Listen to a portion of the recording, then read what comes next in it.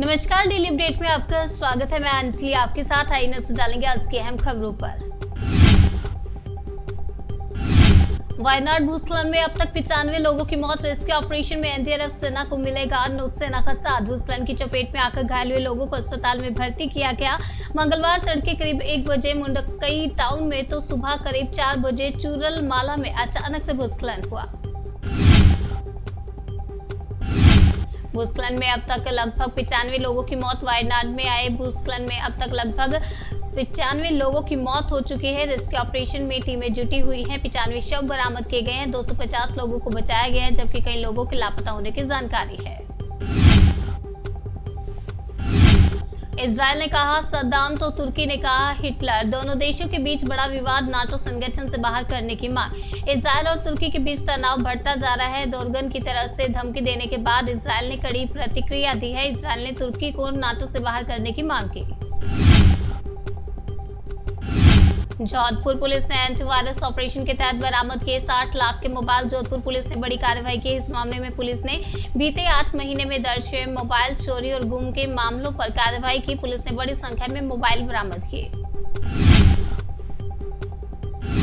सदन में उठा केरल लैंडस्लाइड हादसा। जेपी नड्डा बोले ये प्राकृतिक आपदा, सभी इसके लिए दुखी।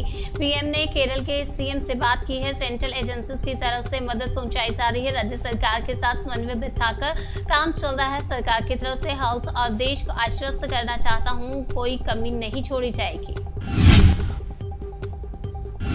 विकास के पथ पर दौड़ रहा भारत दुनिया की तीसरी सबसे बड़ी अर्थव्यवस्था बनने को तैयार, बोले PM Modi. Budget post conference को संबोधित करते हुए पीएम मोदी ने कहा वो दिन दूर नहीं जब भारत दुनिया की तीसरी सबसे बड़ी अर्थव्यवस्था बन जाएगा।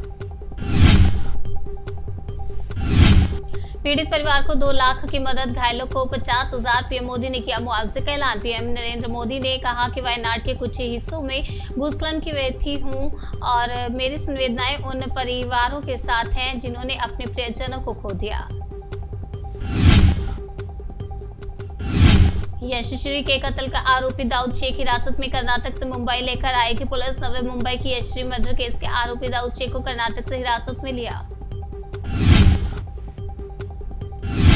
एक दूसरे के ऊपर चढ़ गए 18 डिब्बे। झारखंड के चक्रधरपुर में बड़ा रेल हादसा हो गया। हावड़ा से मुंबई जा रही सीएसएमटी मेल पटरी से उतर गई। बताया जा रहा है कि इस हादसे में 2 यात्रियों की मौत हुई है।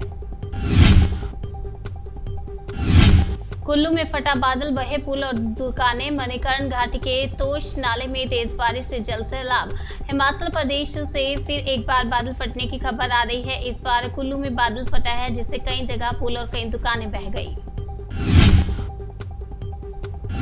आईएएस कोचिंग सेंटर हादसे के खिलाफ दिल्ली के मुखर्जी नगर में प्रदर्शन। सुरक्षा बलों के जवान तैनात। दिल्ली के ओल्ड राजेंद्र नगर हादसे को लेकर मुखर्जी नगर में छात्रों के प्रदर्शन को देखते हुए मॉडल टाउन के एसडीएम मौके पर पहुंचे। उन्होंने नाराज छात्रों से मुलाकात की।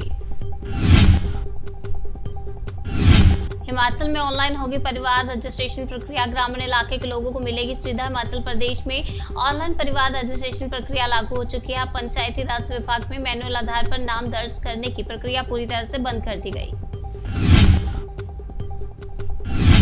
पेरिस ओलंपिक में देश को मिला दूसरा मेडल। मनु भाकर और सरबजोत सिंह ने दिलाया ब्रॉन्ज। पेरिस ओलंपिक 2024 का आज चौथा दिन है। यहां आपको चौथे दिन के सभी अपडेट्स मिले।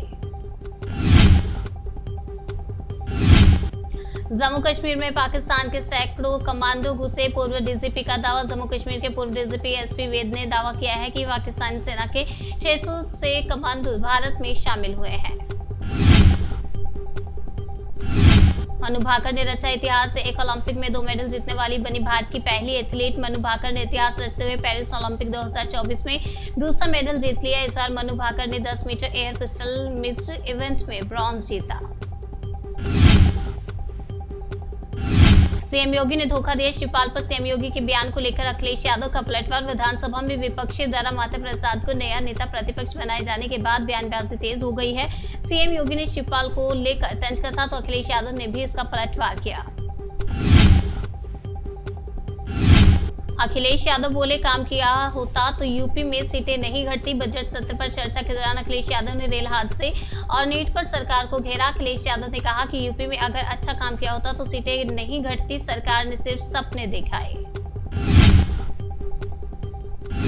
उत्तर प्रदेश विधानसभा में लव जिहाद बिल पास, बेल मिलने में लगाई है तमाम शर्तें। उत्तर प्रदेश विधानसभा में लव जिहाद विधेयक पास हो गया है।